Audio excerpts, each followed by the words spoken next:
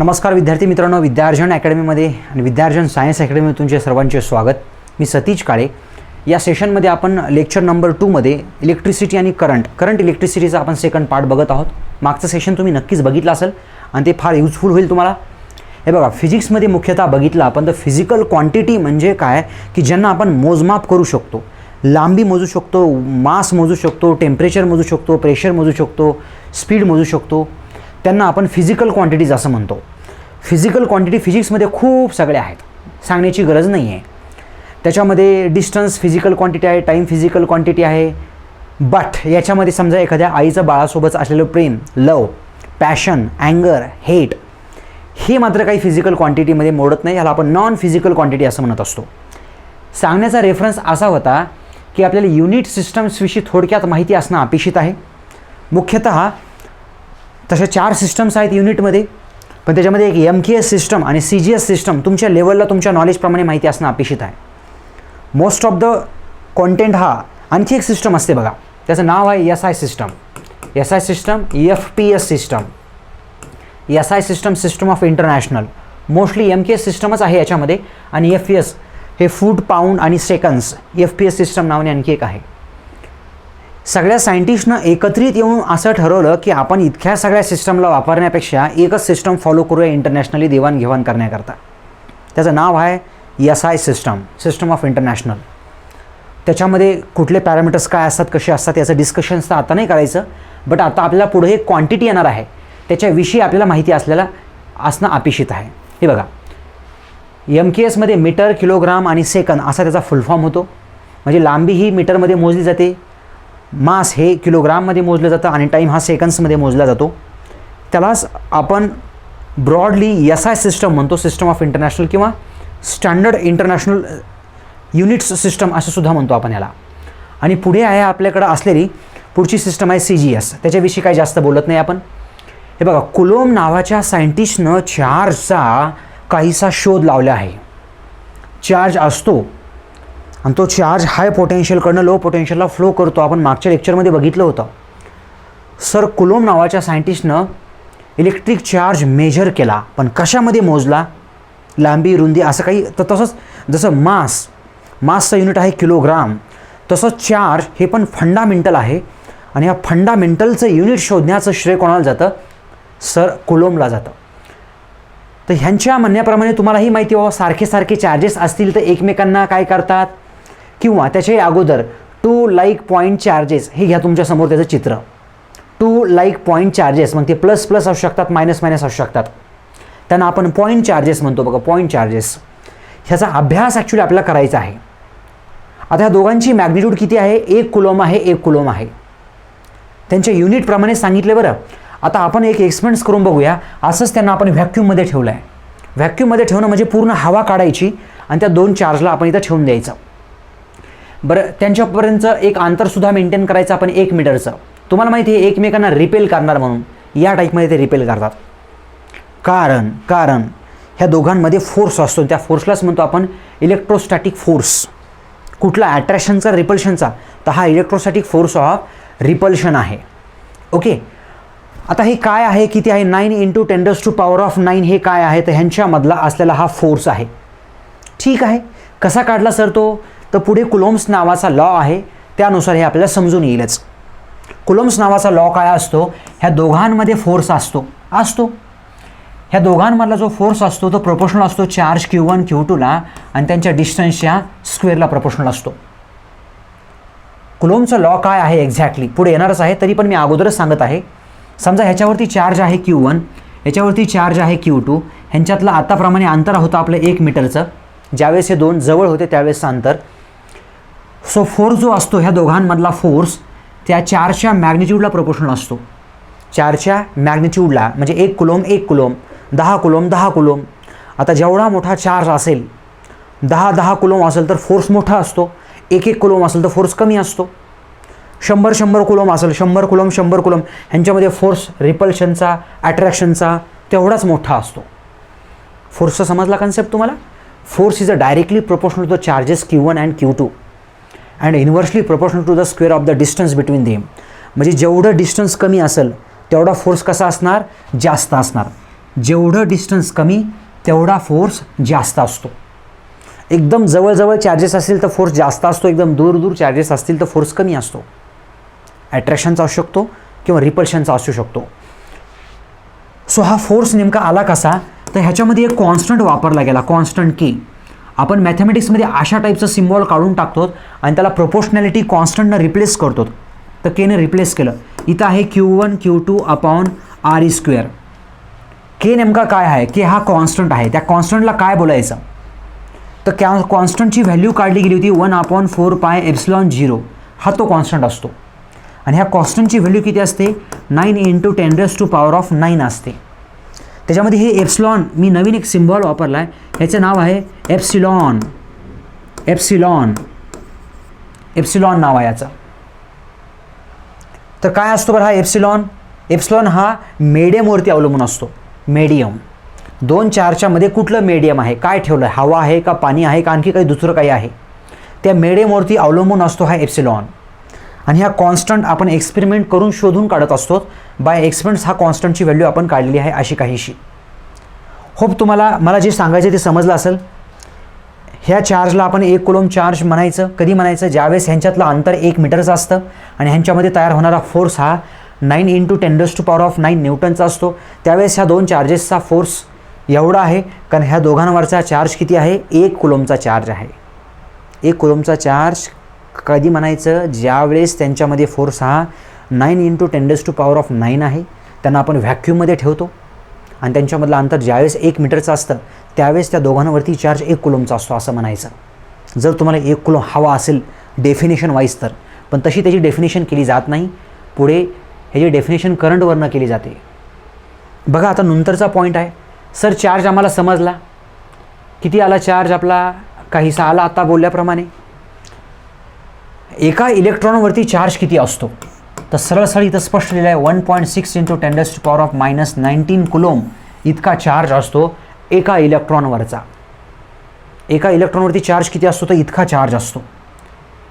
तुम्हाला जर प्रश्न विचारला सर एका प्रोटॉनवरती चार्ज किती असतो, न्यूट्रॉनवरती तर चार्ज नसतोच, प्रोटॉनवरती चार्ज किती असतो, तर आपण एवढाच घ्यायचा, हाच घ्यायचा चार्ज. प्रोटॉनवरती एवढाच घ्यायचा आणि इलेक्ट्रॉनवरती सुद्धा एवढाच घ्यायचा. दोघांवरती चार्ज आपण सेमच घेत आहोत, फक्त इलेक्ट्रॉनवरती मायनस घ्यायचा आणि प्रोटॉनवरती प्लस घ्यायचा असतो. मॅग्निट्यूड ऑफ चार्जचा जो फॉर्म्युला असतो, समजा ह्या पेनावरती चार्ज काढायचा आहे मला, पेनावरती नेमका टोटल चार्ज किती आहे, पेनावरती टोटल चार्ज किती आहे कसं काढणार मी, तर नंबर ऑफ निगेटिव्ह चार्जेस बघणार मी अगोदर. 1 2 3 4 5 असे 100 मायनस चार्जेस मोजणार. 100 भेटले मला म्हणून मी 100 मोजले. 100 मायनस चार्जेस इंटू एका इलेक्ट्रॉनवरचा चार्ज लिहायचा. अशा प्रकारे टोटल चार्ज भेटून जातो. आणखी एकदा ह्याच्यावरती टोटल चार्जेसची संख्या मोजायची. समजा मायनसची मोजली, 100 भरली. एका इलेक्ट्रॉनवरती किती चार्ज असतो तो लिहायचा. त्यानं मल्टिप्लाय केल्यानंतर तुम्हाला भेटणार काय भेटणार, तर टोटल चार्ज भेटणार ह्या पेनावरचा, टोटल चार्ज भेटणार ह्या पेनावरचा. आता त्यांनी नंतर फर्दर ॲनालिसिस केली आहे, तर ती ॲनालिसिसची आपल्या सध्या तरी काही गरज नाही आहे. सांगायचं म्हणजे त्यांचं तात्पर्य असं काहीच आहे, ज्याला की मी आता सांगत नाही, नंतर सांगतो. जमेल नंतर सांगितल्यानंतर निश्चितपणे जमेल. n = 6.25 10⁻18 हे काय आहे एक्झॅक्टली, हे काय आहे आता याची गरज नाही आहे असं मी म्हणतो आहे. नेक्स्ट आहे महत्त्वाचं डेंजरचं साईन. तुम्ही बघता बघा, बऱ्याचशा ठिकाणी बघता असं हाय व्होल्टेजचा झटका लागला, डेंजर आहे, इतकं व्होल्ट आहे. तर हेच आहे आपलं व्होल्टेज. याचा unit of potential difference is what, volt. Potential difference जे असतं ना, आपण मागच्या क्लासमध्ये बघितलं होतं. एखादा सेल जर बघितला, आपण सेल घेतला असा, त्या सेलचं इकडं प्लस टर्मिनल असतो, सेलचं इकडं मायनस टर्मिनल असतो. हाय पोटेन्शियल आणि लो पोटेन्शियल ह्यांच्यामध्ये काहीसा डिफरन्स असतो पोटेन्शियलचा, त्याला आपण पोटेन्शियल डिफरन्स म्हणतो. त्याला आपण काय म्हणतो, पोटेन्शियल डिफरन्स म्हणतो. आणि ह्याचं सिम्बॉल जे असतं ते व्होल्ट असतं. ह्याचं सिम्बॉल जे असतं ते व्होल्ट असतं. आता पुढे सायंटिस्टनंच हे डिस्कवर केलेलं आहे, काय, व्होल्टाईक सेल. त्याच्याच नावानिशी ह्याचं पर्टिक्युलर युनिट तयार गेलेलं आहे. पुढचं ॲनिमेशन बघून घ्या मित्रांनो. डिअर स्टुडंट्स, बघा इकडं प्लस आहे, इकडं मायनस आहेत. आता ह्याचा एक्झॅक्टली कन्सेप्ट तुम्हाला जर सांगायचं असेल ह्या ॲनिमेशनद्वारे, तर समजा ह्यांच्यामध्ये पोटेन्शियल डिफरन्स आहे V आणि तुम्हाला हे माहिती आहे करंट कसा फ्लो करतो, तर असा फ्लो करतो करंट, प्लसकडनं मायनसकडे फ्लो करतो, high potential to low potential. Exactly current flow करत असतो म्हणजे काय करत असतो, चार्ज फ्लो करत असतो. आणि त्या चार्जला ढकलण्यासाठी आपल्याला खूप सगळी एनर्जी लागते. ती एनर्जी कोण सप्लाय करतं, तर ही बॅटरी सप्लाय करत असते. बॅटरी किंवा सेल एनर्जी सप्लाय करत असते. कशासाठी, चार्जला मूव्ह करण्यासाठी. ओके, आपल्याला हे माहितीच आहे. म्हणूनच तर मागच्याही क्लासमध्ये मी तुम्हाला सांगितलं होतं की व्होल्टेज म्हणजे काय असतं. क्यू एवढ्या चार्जला ढकलण्यासाठी लागलेलं काम असतं. क्यू इतक्या चार्जला एका पॉईंटपासून दुसऱ्या पॉईंटला ढकलण्यासाठी लागलेलं काम, ह्यांच्या रेशोलाच आपण काय म्हणतो, व्होल्टेज किंवा पोटेन्शियल डिफरन्स असं म्हणतो आपण. तर मागच्याच क्लासप्रमाणे व्होल्टेजचं युनिट आहे जूल आणि चार्जचं युनिट आहे कुलोम. सो अशा टाईपमध्ये 1 volt equals to 1 joule per coulomb असं आपण लिहू शकतो. किंवा तुम्हाला जर ह्याची डेफिनेशन जरी सांगायची असेल, 1 कुलोमचा चार्ज एका पॉईंटपासून दुसऱ्या पॉईंटपर्यंत ढकलण्यासाठी 1 जूलचं वर्क लागतं. त्यालाच आपण काय म्हणतो, 1 व्होल्ट असं म्हणतो. 1 व्होल्टेजचा पोटेन्शियल डिफरन्स काय असतो, 1 कुलोम चार्जला एका पॉईंटपासून दुसऱ्या पॉईंटला तुम्हाला ढकलायचं आहे आणि त्यांच्यामध्ये पोटेन्शियल डिफरन्स किती आहे, 1 व्होल्टचा आहे. किंवा किती काम करावं लागलं तुम्हाला, 1 जूलचं काम करावं लागलं. ह्यालाच आपण काय म्हणतो, 1 व्होल्ट असं म्हणत असतो. 1 व्होल्ट इक्वल्स टू असं पण लिहितो आपण, जूल कुलोम इन्व्हर्स लिहितो. ह्या कुलोमलाच वरती घ्यायचं, त्याला आपण इन्व्हर्स लिहू शकतो असं. आता ह्याचे वेगवेगळ्या टर्म्स आहेत. कधी कधी तुम्हाला असं लिहिलं जातं 1 मिली व्होल्ट, ह्याचा अर्थ होतो मिली, आणि मिलीचा अर्थ काय होतो, 10⁻⁻³ जसं की 1 किलो व्होल्ट ह्या काय आहे, किलो आहे. किलो म्हणजे किती असतो, 10⁻³ म्हणजे 1000 असतो. म्हणजे केच्या ऐवजी काय लिहिणार मी, 10⁻³ लिहिणार आणि व्हीच्या ऐवजी व्ही लिहिणार, व्होल्ट. मिली म्हणजे काय, 10⁻⁻³ इथं घ्या हे volt, milli volt, kilo volt असे युनिट्स आहेत त्याचे. पुढचं असतं मेगा व्होल्ट, इथं घ्या हे मोठे मोठे युनिट्स आहेत. मेगा म्हणजे 10⁻⁶ व्होल्ट अशा टाईपचा हा कॉन्सेप्ट असतो. किलो व्होल्ट, मेगा व्होल्ट या टाईपमध्ये. आणि तुम्हाला माहिती आहे काय, करंटचं युनिट काय असतं, ते ॲम्पियर असतं, इलेक्ट्रिक करंट.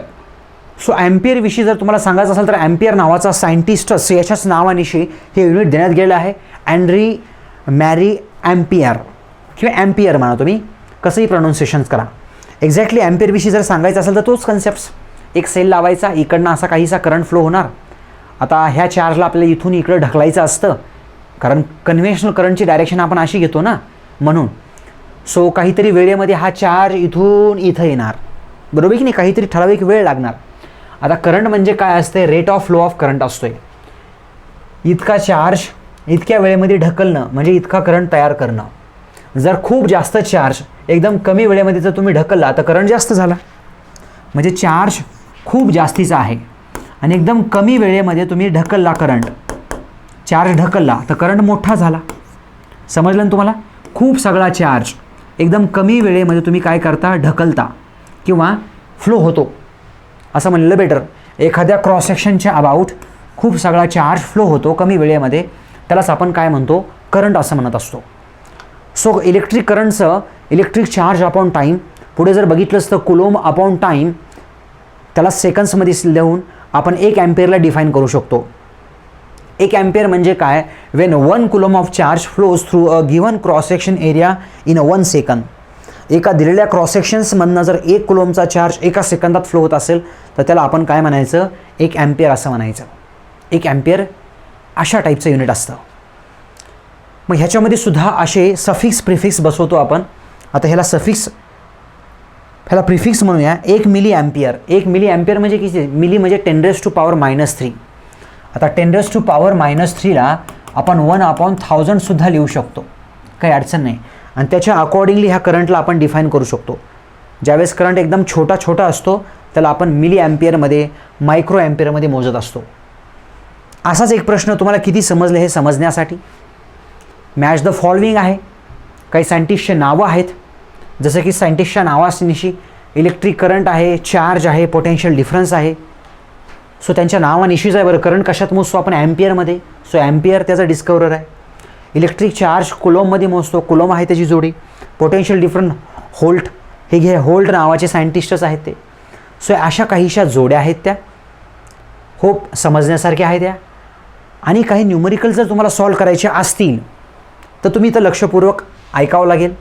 ह्या न्यूमरिकल्समध्ये कुठले फॉर्म्युले वापरणार, तर आता ठरल्याप्रमाणे करंटचा फॉर्म्युला असतो Q/T, व्होल्टेजचा फॉर्म्युला असतो work required to move the charge, आणि एखाद्या ऑब्जेक्टवरचा जर तुम्हाला टोटल चार्ज काढायचा असेल तर आपण असा काढतो.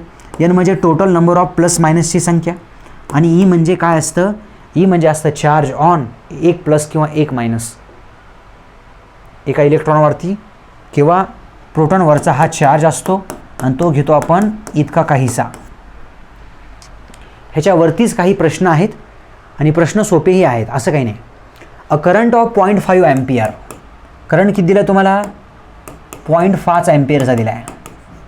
Okay, is drawn by a filament of an electric bulb. Electric बल्बनं तो करंट खेचला आहे.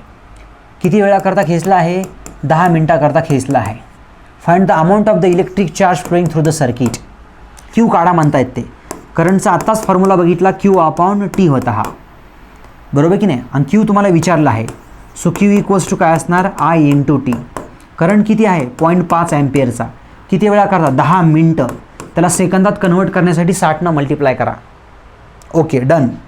आता हा डेसिमल गेला, म्हणजे इथं राहिलं 5. तुम्हाला माहिती नाही 0.5 × 10 किती असतो, हा 0.5 × 10 किती असतो. पहिले तर 10 आणि 5 ह्यांचं मल्टिप्लिकेशन करा, ते किती आलं, 50 आलं, बरोबर की नाही. 10 आणि 5 ह्यांचं मल्टिप्लिकेशन करा, किती आलं, 50 आलं.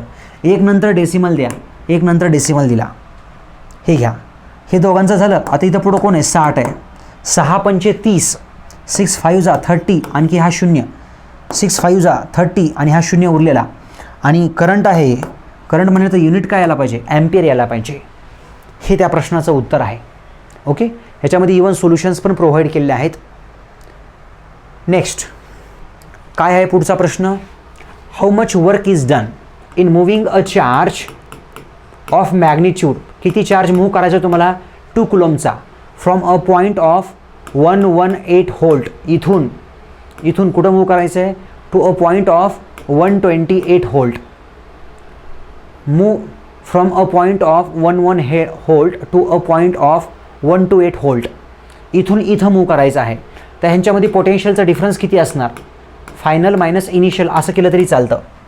सो फायनल किती आहे, 128 मायनस किती झालं, 118, म्हणजे डिफरन्स किती आला, 10 व्होल्टचा. हे आलं तुमचं ΔV आलं, हे पोटेन्शियल डिफरन्स 10 व्होल्टचा आला. आणि तुम्हालाही माहिती आहे पोटेन्शियल डिफरन्सचा फॉर्म्युला काय असतो, W/ काय असतो, Q असतो. सो तुम्हाला काढायचं काय, W's काढायचा आहे. व्होल्टेजचा डिफरन्स किती आहे, काढला ना आपण आत्ताच, 10, आणि चार्ज किती आहे, 2 कुलॉमचा, म्हणजे किती आलं वर्क, 20 आलं. वर्कचं युनिट काय असतं, ज्यूल असतं. वर्कचं युनिट काय असतं, ज्यूल असतं. झाला प्रश्न. तुम्हाला वाटतं स्पीडमध्ये घेतो आहे काय मी, तुम्हाला ऑप्शन आहे ना पॉज करायचं, तुम्ही त्या ऑप्शनचा फायदा करून घ्या पुरेपूर, बरोबर की नाही. Calculate the number of electrons constituting 1 coulomb charge. 1 coulomb चार्जमध्ये किती इलेक्ट्रॉन्स असतात, 1 कुलॉम चार्जमध्ये किती इलेक्ट्रॉन्स असतात, असं आहे बघा टोटल हे आन्सर. किती असतात, काढलं होतं आत्ताच आपण. 1 कुलॉम चार्जमध्ये बघा, show that 1 ampere is equal to the flow of this much electron. तर डायरेक्ट आन्सर सांगतो, एका कुलॉममध्ये किती इलेक्ट्रॉन्स असतात. तर एका कुलॉममध्ये 6.25 × 10⁻18 काय हे इलेक्ट्रॉन्स असतात. म्हणजे 1 कुलॉम हे छोटं युनिट नाही आहे. 1 कुलॉम म्हणजे 1 इलेक्ट्रॉन नसतो. 1 कुलॉम म्हणजे इतके सगळे इलेक्ट्रॉन्स असतात. 6.25 × 10⁻18 इलेक्ट्रॉन्स म्हणजे फार मोठी संख्या आहे ती, समजून घ्या, फार मोठी संख्या आहे. ओके, ते प्रूव्ह करता येतं आणि प्रूव्ह केलं गेलं आहे. हे बघा, इतकं सगळं असतं. मी जे लिहून दिलं तेवढंच ध्यानात ठेवा व्यवस्थितपणे. How much work is done, किती काम केलं गेलं, in moving a charge of magnitude 2 Coulomb across 2 points having a potential difference of 12 volt. Charge किती आहे, इतका चार्ज आहे, एवढ्या पोटेन्शियल डिफरन्सच्या अक्रॉस तुम्हाला वर्क फाइंड आउट करायचं आहे. सो आपल्याकडं फॉर्म्युला तर आहे सीधा असा आहे. सो W इक्वल्स टू काय येणार, ΔV × Q येणार. डेल्टा व्ही 12 आहे, क्यू आहे 2 आणि 24 जूलचं वर्क परफॉर्म होणार. सिंपल स्ट्रेट फॉरवर्ड फॉर्म्युलेज आहे ते. Okay, next. वाटते प्रश्न घेण्यापेक्षा आता पुढचे प्रश्न घेण्यापेक्षा मला वाटतं पुढची थेरी आपण घेऊयात. How much energy is given to the each coulomb of charge passing through a 6 volt battery. एका कुलॉम मागे किती वर्क करावं लागलं. How much energy is given. Energy म्हणजे डब्ल्यूच आहे बरं, आणि डब्ल्यू म्हणजे काय असतं, व्ही इंटू क्यू असतं. So 6 into 1 coulomb, so 6 joule असं त्याचा आन्सर येईल बरं. तुम्ही विचार करून हे काढा. How much energy is given to a each coulomb of charge. काय सिंपल मल्टिप्लिकेशन आहे ह्याच्यामध्ये. एनर्जी म्हणजेच काय असतं, वर्क असतं. एनर्जी म्हणजेच वर्क, काही वेगळं नाही आहे. Next point. आता हे सगळे पॅरामीटर्स आपण आता काही डिस्कस करत नाही आहे. असे काहीशे प्रश्न आहेत, तुम्ही एकदा गो थ्रू कराल. सोपे आहेत, अवघड नाही आहेत. भेटूया मित्रांनो आपण नेक्स्ट सेशन्समध्ये. या व्हिडिओजला तुम्ही तुमच्या मित्राशी, फ्रेंडशी, इतरांशी शेअर करू शकता. याच्यामध्ये बेसिक्स कव्हर केलेलं आहे आपण चांगल्या लेवलचं. काही डाऊट्स असलं तर तसं कमेंट्स करा. भेटूया आपण नेक्स्ट सेशनमध्ये लगेचच. धन्यवाद.